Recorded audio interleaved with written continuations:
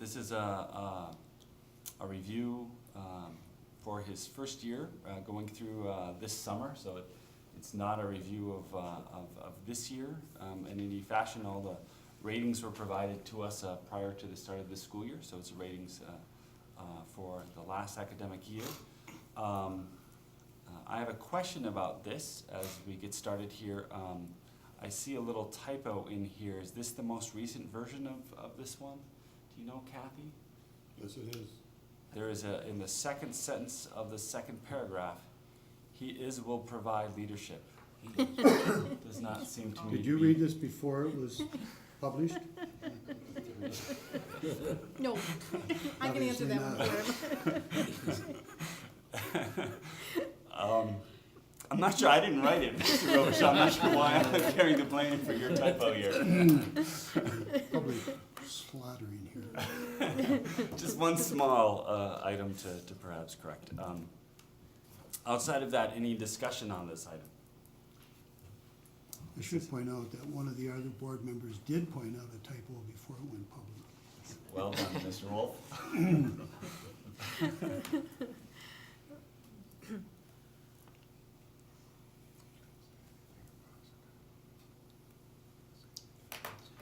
I think it needs to be pointed out that the board is very satisfied with Mr. Sesker's performance this past year on a scale of 1 to 5, with 5 being exceptional and 1 being very poor.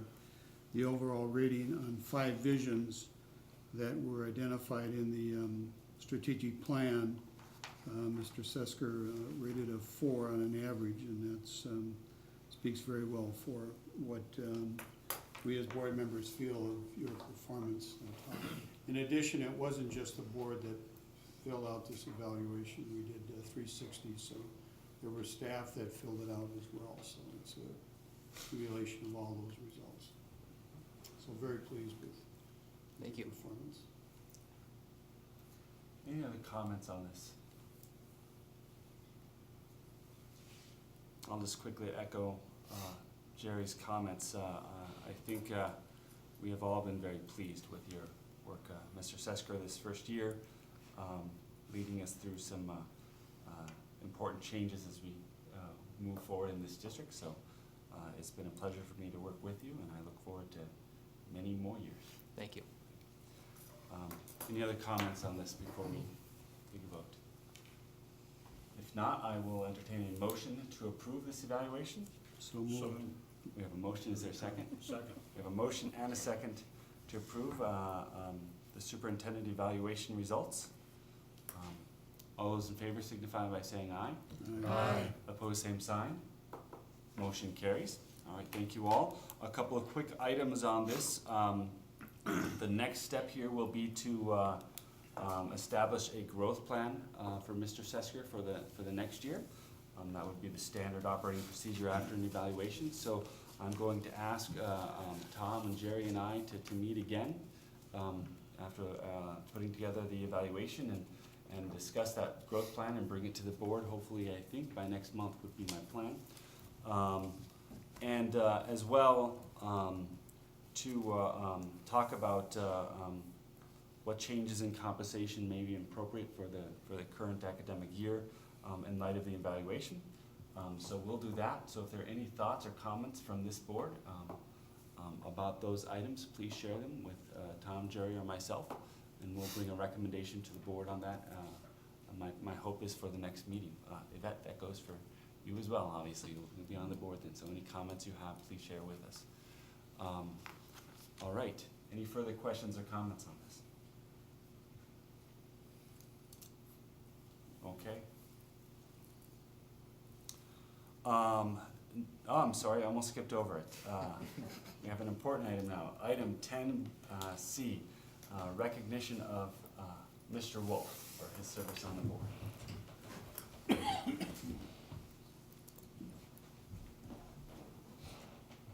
Am I supposed to get up too? Or do you- Yes. We should be right here. So I'm gonna let Todd start. I'll add a comment or two. On behalf of the school district, Mr. Wolf, thank you very much for your 4 years of dedicated service for this district as a school board member. Appreciate it. James, I just want to say, 4 years ago, we started on the board together. When you first decided to run for the board, I was scared but grateful that there were 3 spots on the board, as I knew I would never be able to beat you in an election. It's been a privilege. I've learned a ton about leadership, and you brought a sense of stability, and I think there's another word I'm looking for here. Sense of humor. A sense of humor as well. And as I think the respect that you hold in the community is strong, and that was needed on the board at the time. So I thank you so much for your service these past 4 years. Thank you.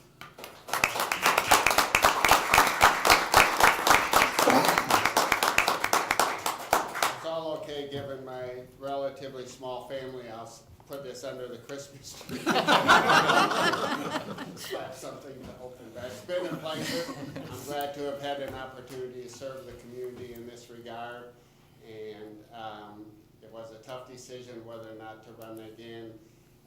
But as I enter my 8th decade on this earth, which means I'm soon turning 70, not 80. I look forward to feeling a little more retired. When people ask me, how do you like retirement, I say, I really don't feel very retired, so I've appreciated the time that I've been able to work with all of you. Thank you very much for working with me. Thank you. I'm really auctioning off my Falcon.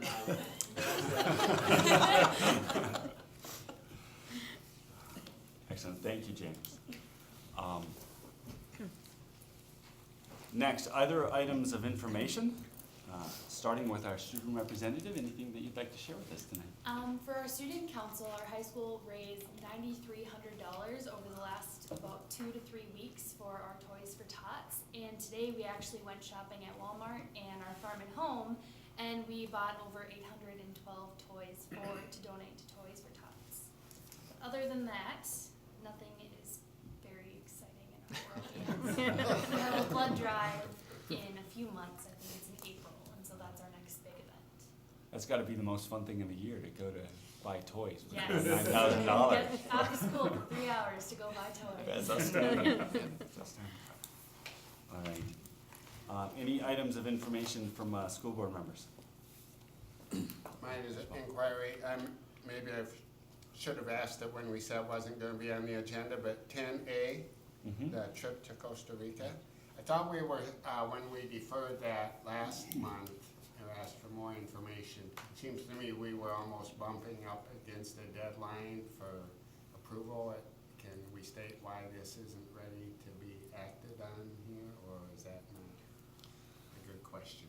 No, that's a perfectly appropriate question. I think Todd and Deb and I had a conversation about this as we were getting ready for the meeting this evening, earlier in the week, discussing the agenda, and I think our feeling was that at this time the report did not, we thought the report needed some more work for the board to look at it before it could come before a board discussion. So we thought rather than have the same discussion we had at the last meeting, we'd wait until we were ready for a better discussion. And we aren't missing a deadline? That I'm not sure of. I don't know if you know that answer. For the ultimate best deal, it's sometime in January, so yes, they will miss that, but they still get, there's another cutoff, so they're missing out on a little, but not the whole thing. Any other items of information?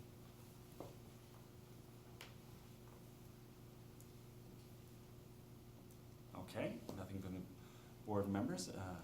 Mr. Superintendent, if you would like to take us out of the new year with some comments? You bet. I've been around again visiting classrooms and teachers and staff, and I can really tell you that we're all working hard. The kids are great. The students are working hard, and the teachers are working hard. Everybody's doing a very nice job in our school districts, and I just want to point that out, especially in light of everything that's happened over the last weekend. We do have a very, very good staff. and a very strong teaching core, and I just want to recognize them in lieu of what's happened in the past. It's unfortunate that we not only have to ask our teachers to teach now, but now we're asking them to protect our children.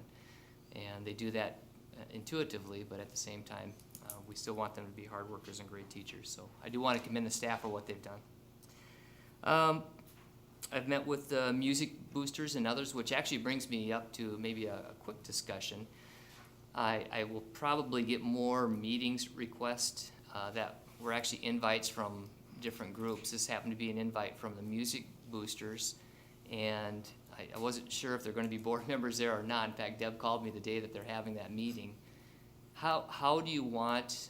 It's different in different districts, but when I get invited to a group or an organization, for instance, there'll be probably a booster club meeting for athletics coming up in January.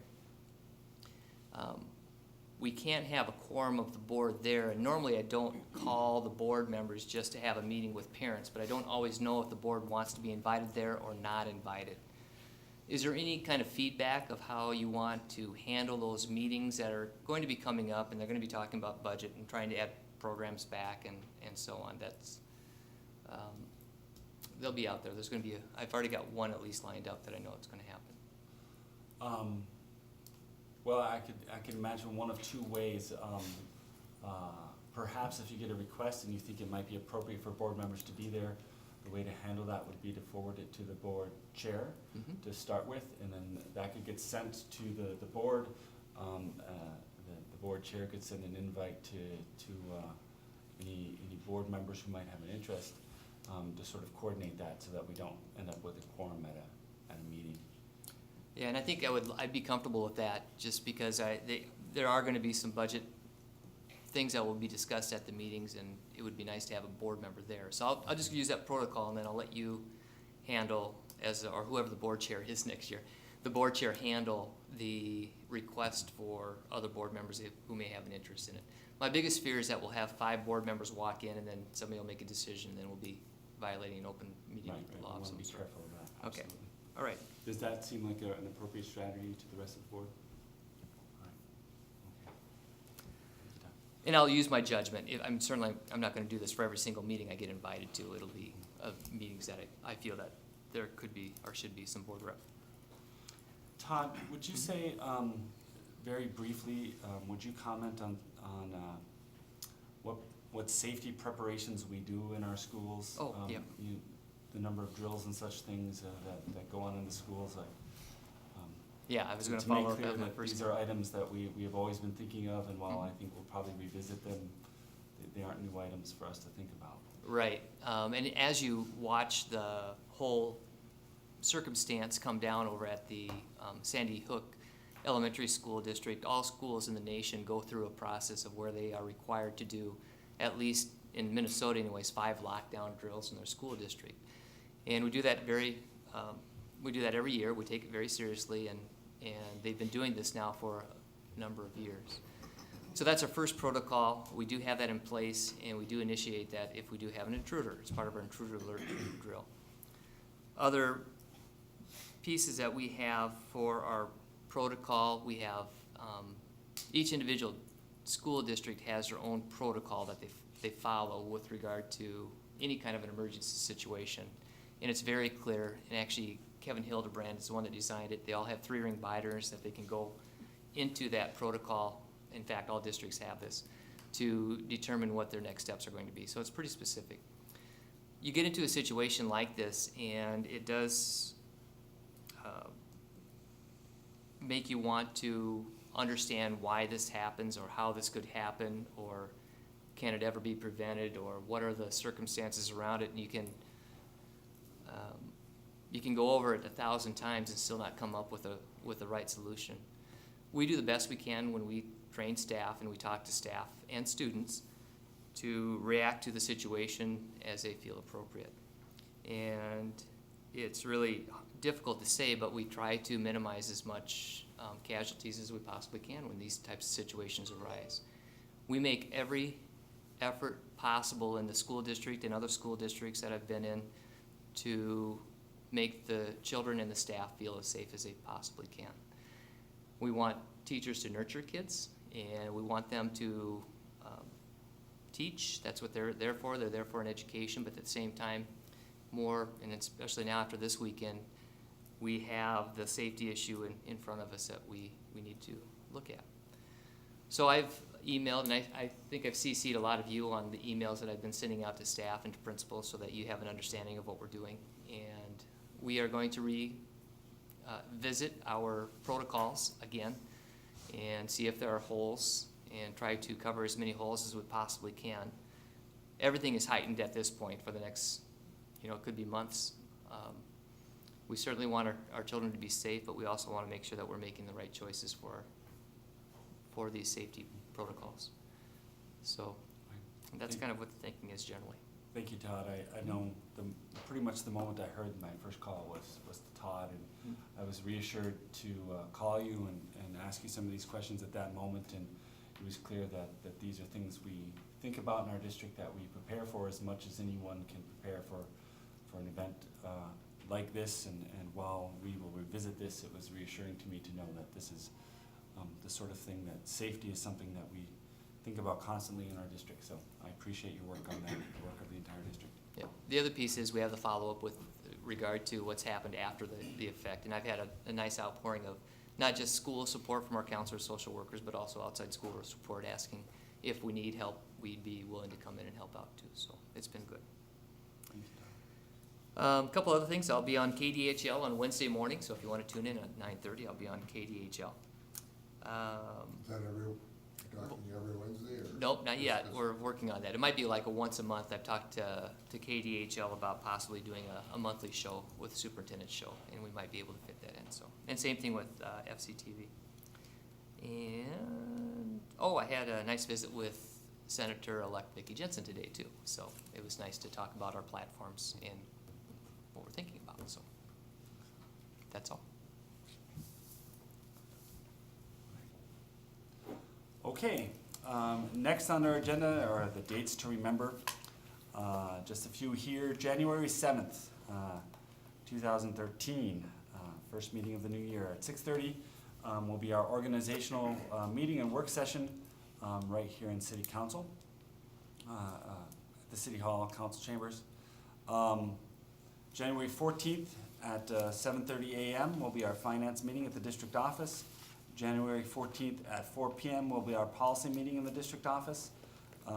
January 28th at 4:45 p.m. will be our curriculum committee meeting at the district office. And January 28th at 6:30 p.m. will be our regular board meeting here again at City Hall Council Chambers. With that, I will entertain a motion to adjourn. So moved. I have a second. All those in favor signify by saying aye. Aye. Thank you all very much.